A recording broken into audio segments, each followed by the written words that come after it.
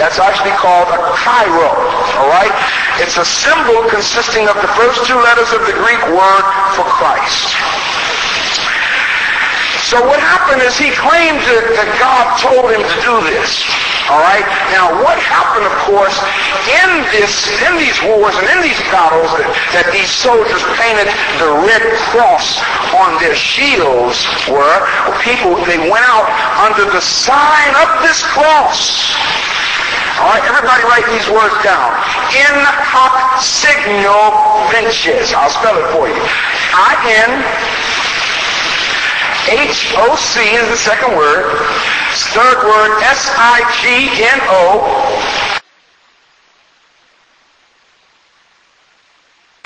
Fourth word is vinces, V-I-N-C-E-S. In hoc signo vinces is Latin, which means in this sign we shall be victorious, or we shall conquer. That's what it means. All right? Now, how many of y'all have ever seen a cross, they have them in our churches, a cross with the letters I-H-S on it? Right. You may have seen the letters I-H-S on the cross. You may have seen it on cloths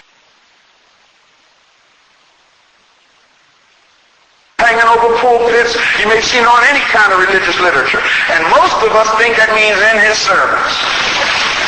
Okay, it does not mean in his service. It means in hoc signo. It used to be I-H-S-V, but they removed the V because it revealed the program. You follow what I'm saying? So I-H-S-V, or in hoc signo vinces, means in this sign, or under this sign, we shall conquer. Who shall conquer? Who? Rome. Right, exactly. Exactly. We shall conquer. And that's exactly what they've been doing, people. That's the program of worldwide expansionism under the sign of the cross. They are going out conquering indigenous people and stealing their land. That's what happened when Columbus came here. Somebody came and discovered America. No, he didn't discover no America. He thought he had found India. That's why he called the Native Americans Indians. Follow what I'm saying? And when they came upon the shores of this land, he knelt down and took the banner of the cross and put it up and says, under the sign of the cross, in the name of God, we claim this territory. We need to understand this thing. This is serious. Yeah, buddy.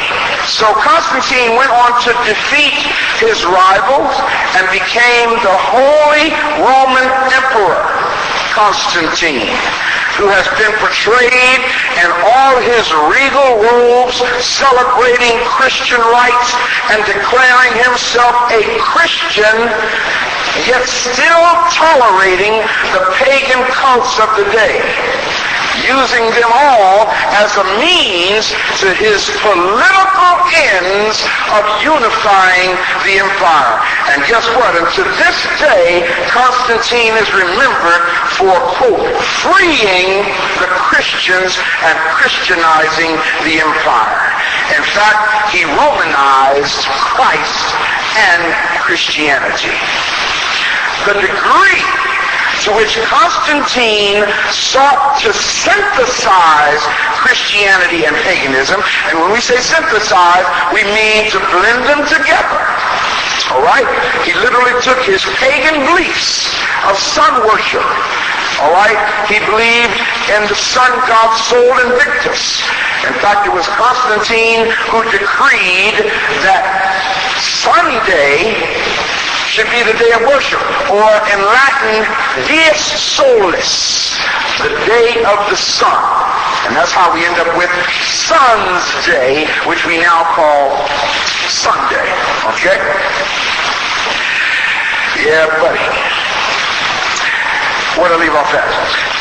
Synthesizing Christianity and paganism can be seen in one of the emperor's commemorative medallions that shows him with a Cairo monogram on his helmet and a Sol Invictus or pagan sun god chariot horse below. And I once had that monogram, and I lost it in a fire that I would show to people when I got to this point.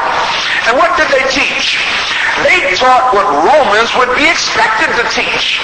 Please understand that. It's like one young lady that called on the radio show today, and I was trying to explain to her, you know, if you are born into an environment where the leaders of that environment are Christian or hold to a particular point of view, what do you think you're going to be raised as? You're going to be raised by what they say the people are supposed to adhere to. Okay, that's very, very important. They taught what Romans would be expected to teach. They presented Jesus as a what? Please understand that. That is the Roman way. All right? And I don't understand for the life of me how Europeans have the unmitigated audacity to say that Africans are polytheistic people, when nobody is more polytheistic than Europeans, especially Greeks. They got a god for everything. There's Hercules, Apollos, Zeus, Poseidon, the god of water, or you name it. Okay? They led the people astray into a cult of idolatry more satanic than Christ-like. They taught people to worship who? Jesus as a flesh and blood martyr and Messiah. In 325 AD, when this bitter controversy threatened schism in the church, and with it Constantine's goal of a universal empire for which he had worked long and hard, the emperor called the first ecumenical council of over how many bishops? Over 300 bishops in Nicaea. Had the state to pay for all their expenses and lodged them in his palace. Constantine himself presided over the opening session of the council and took part in its debates. Isn't this deep? Here we have a pagan idol worshiper has the audacity to participate in the debates of doctrine. Now, why are you going to debate and you're the emperor, knowing that if anybody disagrees with you, their head is coming off? What kind of debate is that? Okay? The conflict centered around Arius. Arius was a pastor in the Alexandrian church who taught that Jesus the Christ was not equal or eternal with the Creator, but as the Logos was the first and highest of created beings. In other words, quote, divine only by participation by God's grace. Whereas his opponents, all of the other bishops, said the Son was, quote, of one substance with the Father. End of quote. In the simplest of terms, the point at issue was whether Jesus was a mere human being who had been brought into existence to serve God's purpose, to act as the Word of God at a particular time in the early 1st century AD, or whether he had been God for all eternity, of one substance with the Father.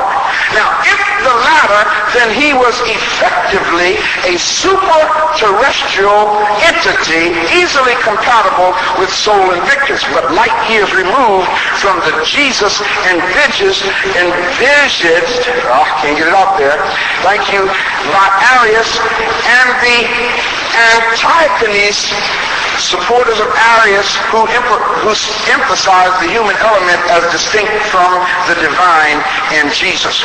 Now, one of the things, people, we need to understand is that this whole basis here, this whole argument is truly the foundation of the Christian church. Is Jesus God? That's really the foundation of the Christian church. Is Jesus God? Now, this is what sparked the Council of Nicaea. Okay, you have folks saying, no, he's not God. He's just God's messenger. He's chosen of God for a particular purpose. then you have those others who, of course, is from this European Greek culture that wants to deify everybody. Okay? In fact, let's turn to a Bible verse right quick here.